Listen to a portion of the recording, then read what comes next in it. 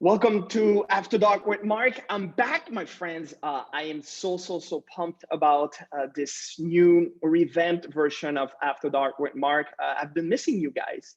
And today, as my first guest, one week coming back, I've decided to invite someone.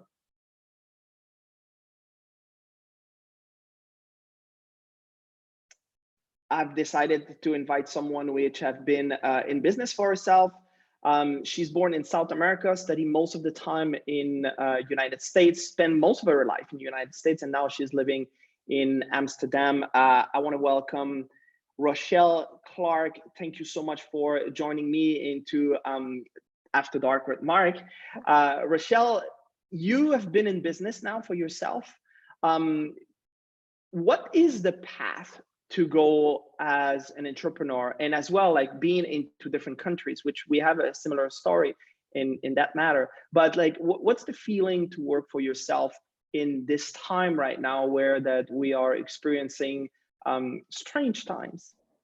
Yes, indeed, Marc. Thank you so much for having me. These are very, very different times that we're working through. And I think that as any entrepreneur, it's not exactly the environment that you would decide to jump right into in terms of starting your business. But to be quite honest, one of the discussions that I've had with other entrepreneurs as well is that, listen, this is not going to be forever. This will pass at some point in time. So a lot of us, even for myself, it's about going back to the reason why we started in the first place and using that as the beacon, as the guiding light to see us through everything that's happening at the moment. So indeed, these are different times. These are tough times for some, very anxiety causing times for others as well. And it's something that we can't necessarily overlook. But I think that honestly, it's really about the mindset, because it's very easy to sit and get consumed by everything that's going on around, and say, this is a doom and gloom situation. But on the other hand, it's about going back to your beacon. Why did you start in the first place? Perhaps if you've been in business for quite some time for yourself, you have also reaped the benefits of it. So it's going back to those good feelings and calling on those when times get tough. Because if you can set your mind up to say, hey, this is also what is potentially coming up in the future, then that can help see you through. There's one thing that I really love what you said is going back to the reason why you got into business. And like one of the reason why I decided to go with this podcast is because people think that you're going in business and everything's going to change, and I'm gonna be like successful right from the start. But there's like some darkness sometimes when you are in business for yourself. Is you have to do it by yourself, for your family, and so on. So what was the original reason why you decided to get in business for yourself? That's a really good question, Marc. I was, I was in a corporate career, that I also enjoyed. I was doing quite well, but it was a little bit of a family dilemma, so to speak. I found myself a few years ago flying back home from a family funeral. And the situation was that the owner of one of the businesses in the family had passed away. His daughter, who was preparing to take over the business, wasn't yet ready to take over the business. So I found myself frantically on the airplane putting together a business continuity plan for this business to help it basically stay on its feet, because that On the was way what, back. on the way back from the funeral, I was frantically putting this together, because this was the means by which the family survived. So this was, I think, a light bulb moment for me when I said, wow, there's so many other family owned businesses and businesses that are so vulnerable. Perhaps this is something that they need, continuity planning, and particularly for on the side of family owned businesses, helping them to succeed from one generation to the next with succession planning. But Marc, I had one of those situations where I sat back and said, somebody else is taking care of it. you know, Yeah, one somebody of else those, is huh? somebody else is going to handle it. I'll just go back to my corporate job and shove it under the table, and ignore the little voice in my head that says I should do this. And for first quite some time, it was a nagging voice, let me tell you, that it but it just wouldn't go away. So I had to more or less sit myself down and say, okay, if this is what you're going to do, how are you going to do it? And from the moment that I made the decision, yes, this is what I'm going to do, it was about putting the plans in place to ensure that the business lived up to the vision that I had in mind. Do you feel that it was a calling? In a sense, yes, because it was, I think that everyone has a business idea of some sort, if not multiple business ideas, through as they go about their lives, whether they're standing in the shower or driving down the road, there's this idea. But most of those ideas go away after some point, right? And then you say, oh, okay, yeah, that was great, and then you move on to the next one. This particular idea for me was one that did not go away.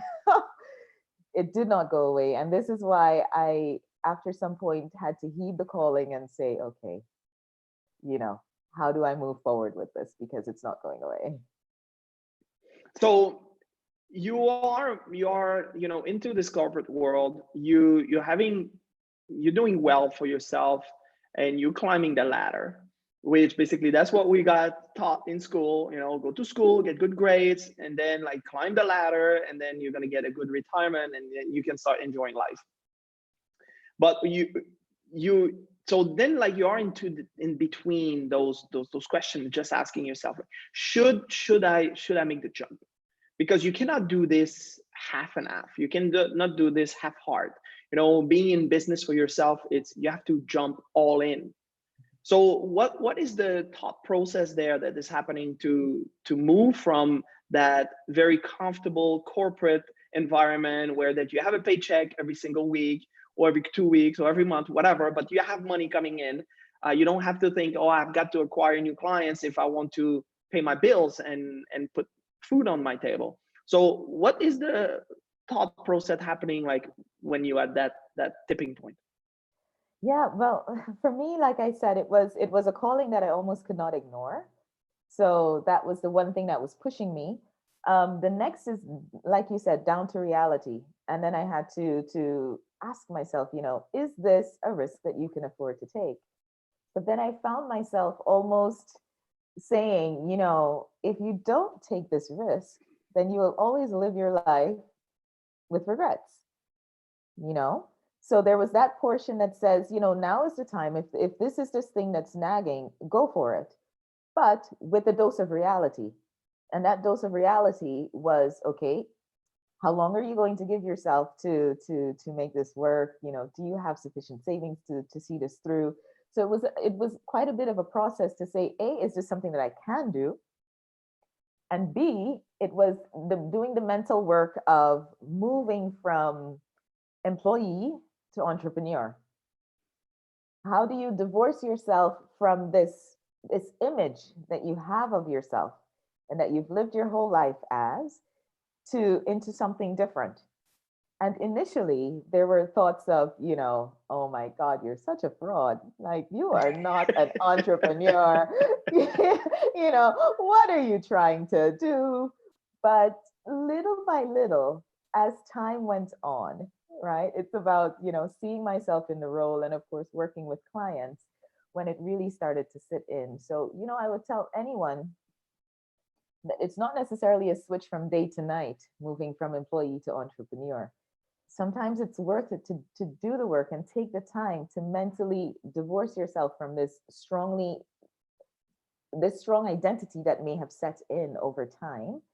And it's about divorcing yourself also from external expectations if those have an influence on you. So it's, how do I tell this story to my family, my close friends, who may not understand this calling that I have on the inside, who may not understand the story, who may not understand the vision that I have, right? And they're And just saying things like, are you crazy? what's exactly, what's wrong with you? Like, you've got a great career, and they looking at you from the outside as like, she's losing her marbles right now. Like, she's exactly, just, everything's falling. Like, what's happening? We should do an intervention. exactly, exactly. So if I'm very honest, Marc, what I had to do is when I was at that point, because I'd say it's a very delicate point. You yourself don't really know, you may not necessarily have that confidence yet to launch into something by your, for yourself and by yourself.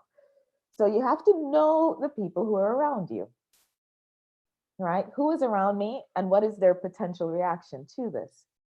If I find that it's someone who, meaning well, may be more on the path of discouraging me from this, then perhaps I, almost sideline them a little bit until, I'm along the path that I feel comfortable and confident enough to stand on my own and engage with them. How many people do you believe that are exactly at that point right now? Because like as we just mentioned, the world right now is in a very strange place where that like security in work right now is gone. Like everybody just realized, it can be gone just like that. Yeah. So, and they always wanted to work for themselves, but right now they're finding themselves exactly at that tipping point where it's like, you know what, maybe it's time to start my own business. Maybe it's time to start working for myself. Maybe because like I always thought I had the security with that job, and now that security have been taken away from me. Yes, indeed. So how many people are like right now in this stage, but have been into this stage probably for years already?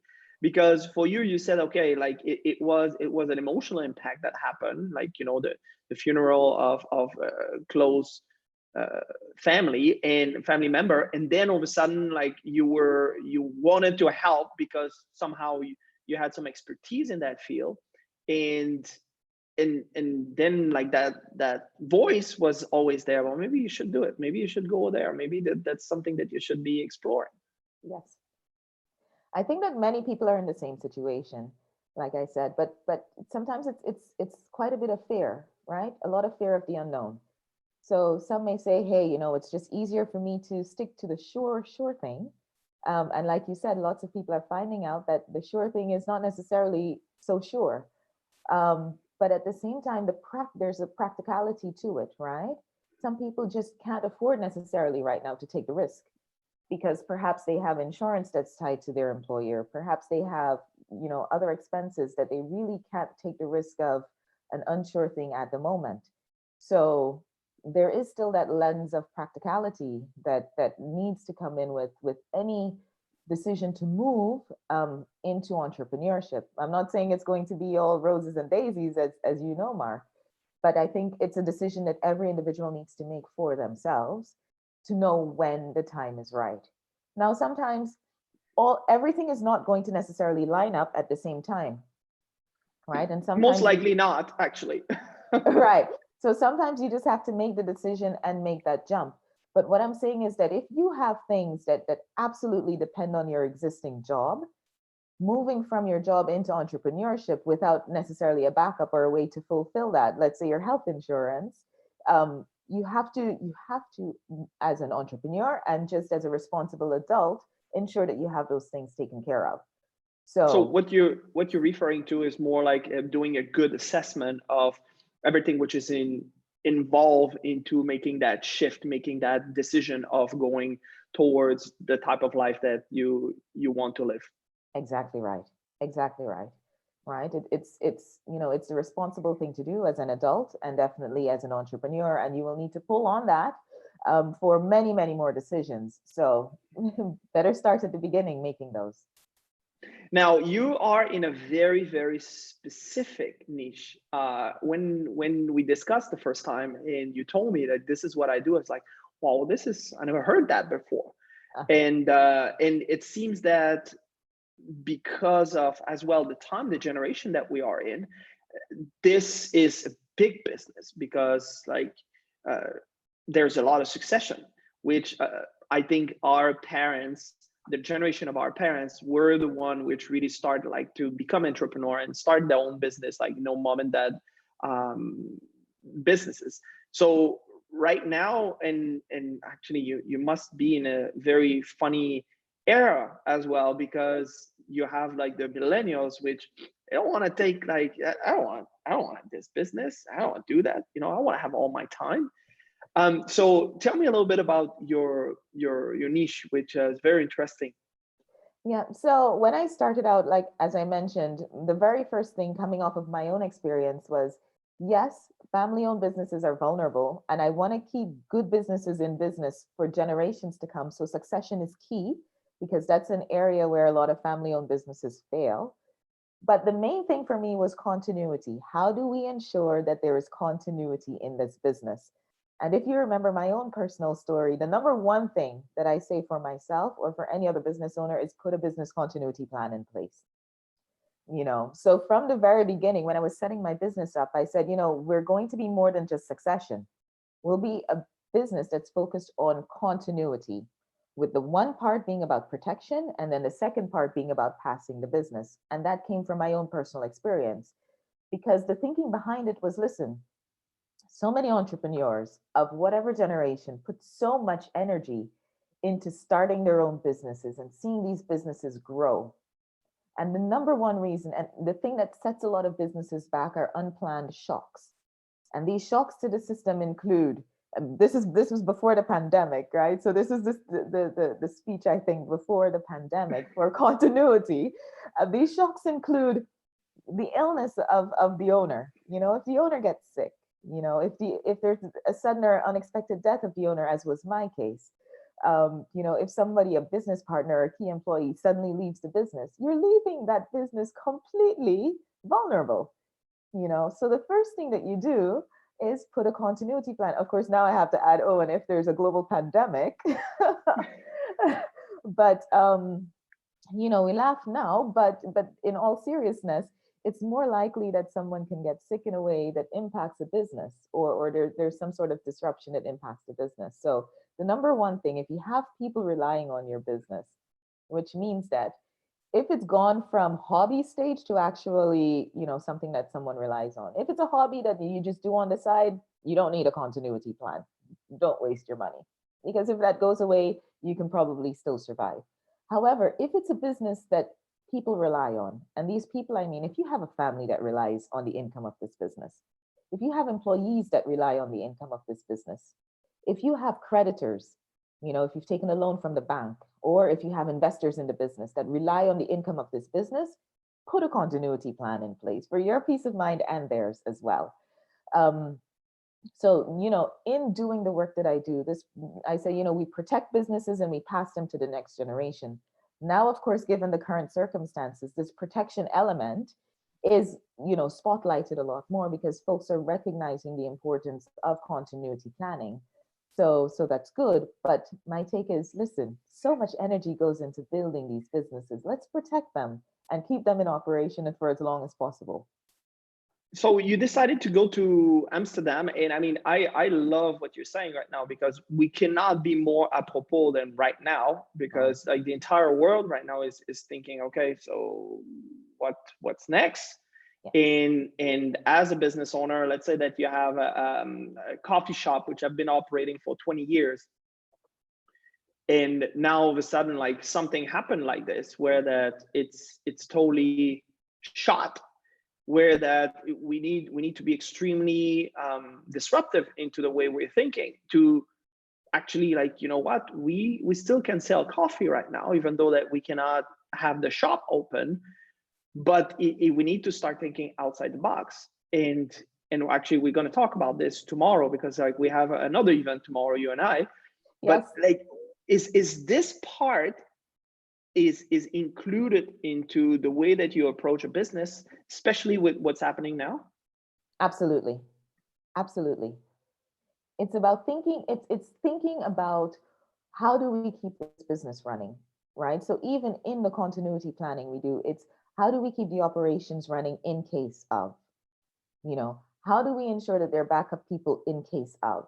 And keeping the operations running, if you had a business continuity plan, might have been coming up with what a manual workaround might be for some key tasks, or in this case, a virtual workaround. And in the session tomorrow, we'll go through, what some of the red flags are for businesses that didn't have a continuity plan in place, from the lens of, wow, how do I identify that business? But even more importantly, how do I ensure that I'm not one of those businesses? Mm-hmm. But we're at a state right now where folks are almost trying to look to the future, right? How do we ensure that things keep working after this? And I'll give you the story, because this was in the headlines just a few days ago, the case of Wimbledon, the world famous tennis tournament. Yes. right? And you would have read the headlines that, they're on track to get an insurance payout of, I think it was 141 million US dollars, because they had pandemic coverage in their insurance. And some people are saying, "Ah, man, they were so lucky." It's not luck, my friend. It's No. not luck.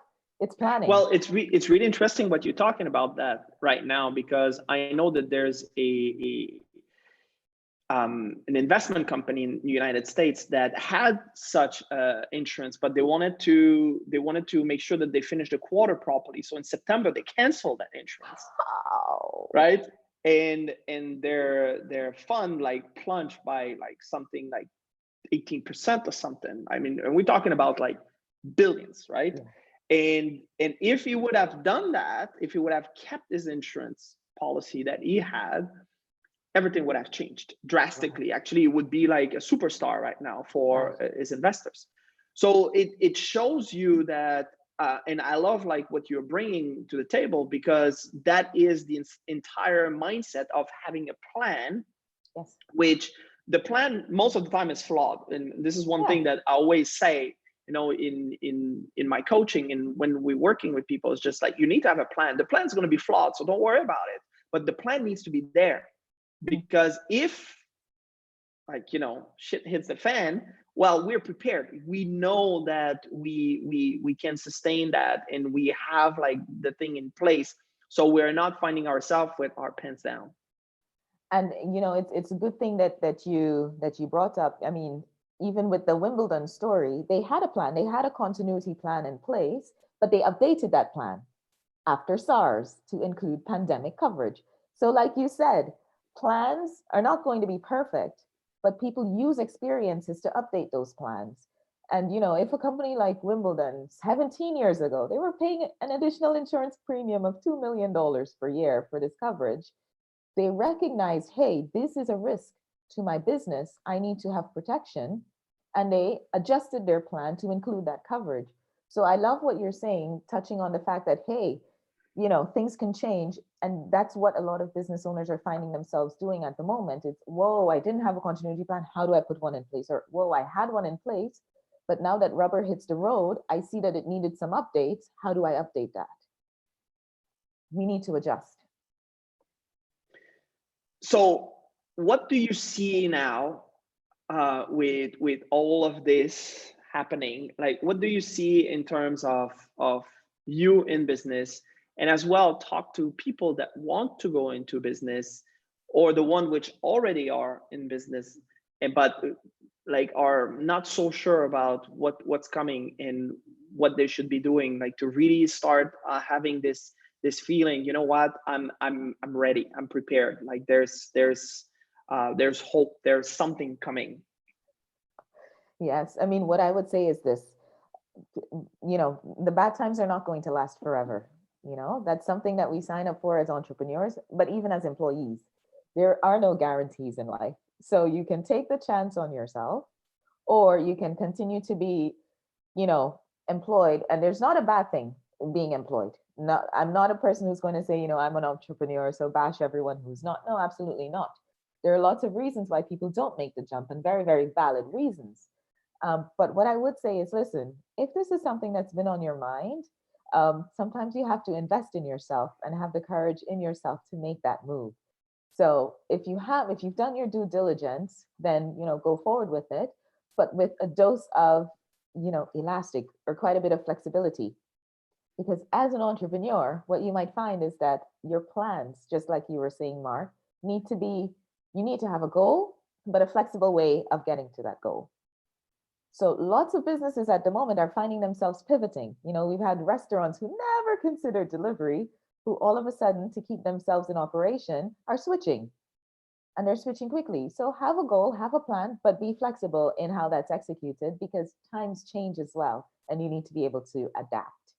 How many companies do you see that they really, and again, I think that this is one thing that I'm realizing, especially like with people that want to start a company, is they get lost into the plan.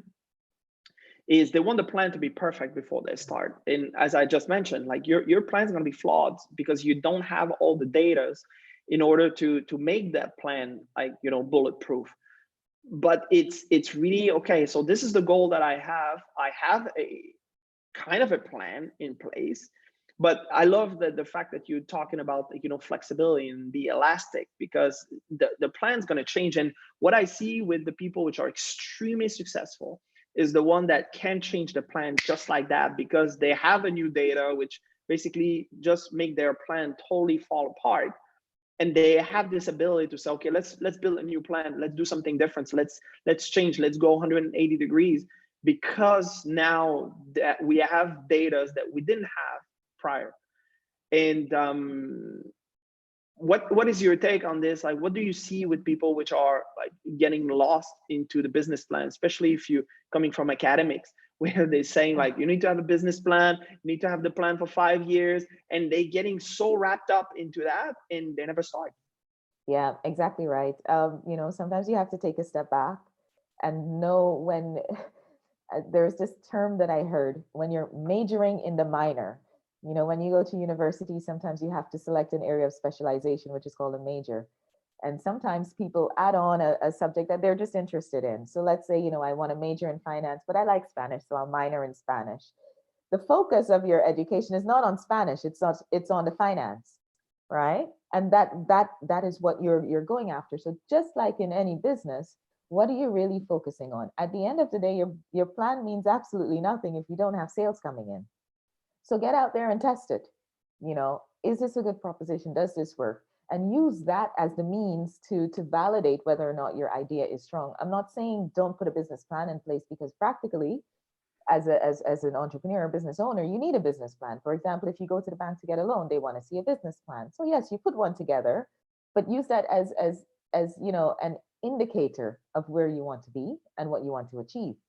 But don't hold so firmly to this plan and to getting this plan perfectly, because once it's out there in the real world, being tested by real world experiences, then what you might find is that the plan is, just like you said, 180 degrees from what you expected. All right, real world we're experiencing right now, real world meaning that like they're saying, no, you cannot go out anymore, you have to stay home. And you cannot go to the coffee shop where that you've been working. I mean, this is one of the things that I absolutely love to be an entrepreneur. Is like I can work from anywhere, and I can go to the coffee shop and have like some sales calls from there. I can, you know, do that. And that was part of the liberty I have now. Well, this is not part of it, so what do you do? And and that is an experience that you cannot have and you cannot have planned, and unless that you go and test it. And I love what you're saying, like, you know, do the plan because the bank wants to see it. But when you did show it to the bank, like, take the plan, put it aside, and then start making it, like, start testing the plan if it works. And if it doesn't work, then like we need to adjust and adapt and make some changes, and maybe write an entire new plan. Exactly right. Flexibility is key. Flexibility is key. The business owners who I find are suffering the most are the ones who are more or less sitting on their hands at the moment. Now, let's be realistic. Not every business is capable of pivoting necessarily, but people are coming up with creative ways to do it. So, for example, let's think about the barber or the hairdresser. I think in most countries, going to the barber or the hairdresser at the moment is not allowed, right? So a barber can sit down and say, okay, well, I can't work with clients, nothing for me to do. I'll just sit on my hands and, you know, listen to the news and go get into that spiral of doom and gloom. But what you find is that some of them are pivoting and saying, no, no, no, no, no. I'll direct you on how to cut your hair virtually. Huh, who would have thought, right? DJs who are putting on these, you know, dance parties virtually. So, like I said, flexibility is key. Read the situation and adjust. Read the situation and adjust. Well, one of my mentor, she loves horses, and her goal right now is to become world champion in like horse jump, and she cannot practice. And the competition was in supposed to be in August. So right now, what she's been doing is she's been working virtually with her coach. So the coach is having cameras Wow. on her chest and another one on the field while they're doing the course. And she's on her like wooden horse at home, watching the video, closing her eyes and just like following instruction, because like the coach is giving like very detailed instruction. Okay, so you know you need to put your weight on your heel, and you need like to squeeze your calf on this. Like now the butt of the horse is a little too on the left, so you need to bring. So all those are details. So she's virtually riding the horse, and what she's saying is like, I'm going to be a better rider. I know that for a fact when all this is said and done, because I'm not stopping doing my work. Like I just found a new way and a different way of doing it. I mean, if you look at pilots, which are like, you know, piloting F-21, you know, like those chaser planes. Well, what do? They go into simulator, Simulators. and they are doing it from there. They're not for real in the air.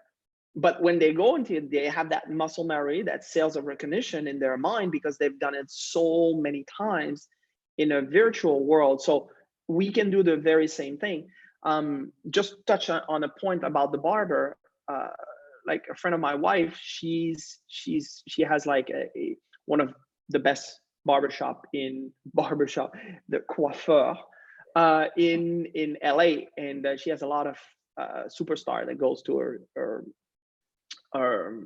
shop. And what she's been doing is she's been doing some little packages of the air color. So she took all the data from her clients and created some packages for the air color, because as a woman, you know, like me, I can be like all gray and all this, but as a woman apparently it's not good and they don't like it.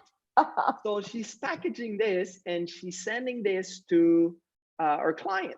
Amazing. Now the client is very happy, like to, first of all, to pay for it and have instruction and have their kit, but she's creating kits and she's sending to the client. So the client feels, you know what, like, you know, even though that we are into this situation, like she's still thinking about me. So that loyalty from the client to the business owner is going to be there forever after that. Absolutely. Absolutely.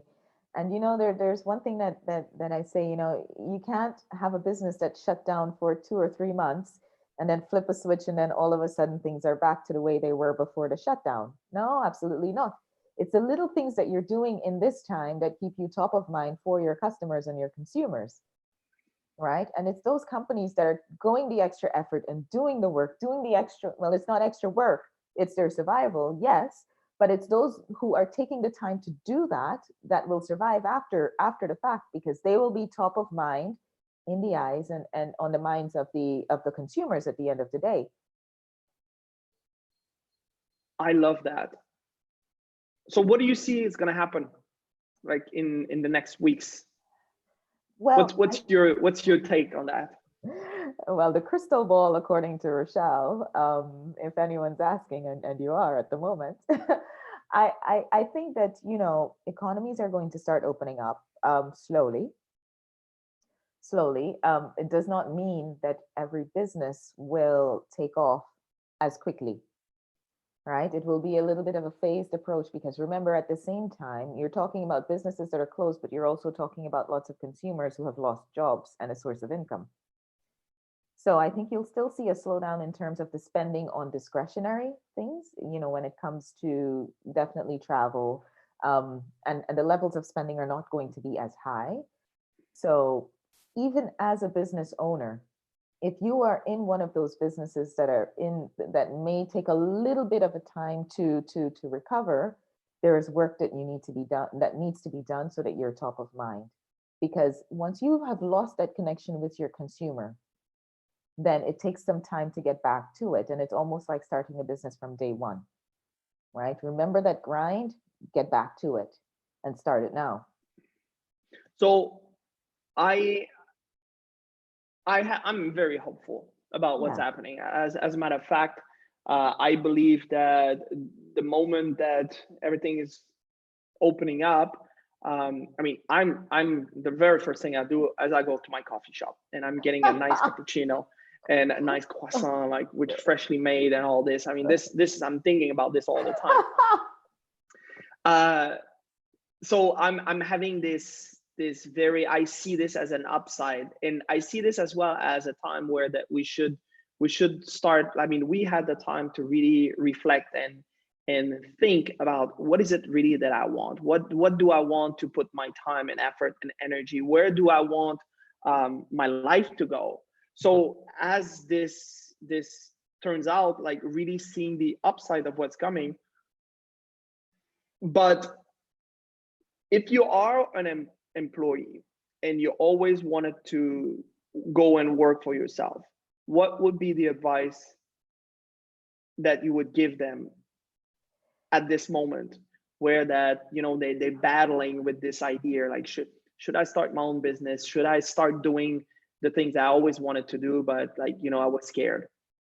Yeah, so here's the thing. If you're an employee and for some reason, you know, you've been laid off or your time has been reduced, then there's no question ask, right? You know, use the time to try out an idea that you had. If you're an employee who, you know, still has a job and that's still a possibility, do the due diligence to figure out whether or not this is something that you can follow through on. If it's an idea that you find, hey, it actually could be in demand at the moment, then absolutely, you know, go for it, but perhaps maybe start on a smaller scale and work your way into it. If you are an employee who's thinking of an idea that won't necessarily be in immediate demand, and I'm talking, perhaps you had the idea to start a tour company. Let's be very, very practical. If nobody, you know, if tourism continues to be down, and it may be down for a little bit longer than some of the more essential businesses, then perhaps it's worthwhile to sit and wait. So as a part of being an entrepreneur, it's doing your due diligence and knowing the space that you're in. So read the tea leaves. If this is something, hey, this is something that people actually absolutely need, go for it. You know, get out there and try. We're doing quite a bit of work with entrepreneurs right now to help them get back on their feet. So just like I was saying, what is my strategy going to be? How do I re-engage clients and consumers? And this is a lot of work that we're doing with them to help them, because, you know, continuity is our thing. So how do we keep this business in business? Likewise, if you're an entrepreneur that's starting out, do your due diligence, know the space that you're in. I think that's the biggest gift that you can give to yourself at the moment. But hey, if you're in a business that's taking off and that's in demand, go for it. Particularly if you know, you have had well, you know, if you're in a situation where your regular day job is no longer an option at the moment, then go for it. Wonderful. Rochelle Clarke, thank you so much for this time. It's been great. It's been good to see your point of view, and as well, like what you bring to the table. And if people want to get in touch with you, you are located in Amsterdam in the Netherlands. And are you working virtually internationally as well? We work virtually internationally, and that has always been our business model, which is why being located here in Amsterdam, it makes it easy to work with clients in Asia as well as those in the US. So we're absolutely virtual.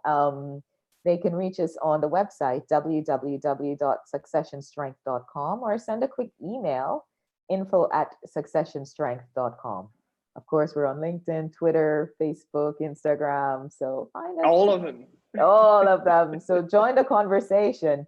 But yeah, very good conversations on LinkedIn and Twitter as well. So drop on in. That's wonderful. So looking forward to continue talking with you, and let's see what the future reserves. Absolutely, Marc. Thank you so much for having me. Wonderful. That was After Dark with Marc. I want to thank you for tuning in. And as you know, we are on YouTube, so you can subscribe, like, comment, and share. We appreciate your time, and we appreciate you to be with us. Okay, so until next time, bye.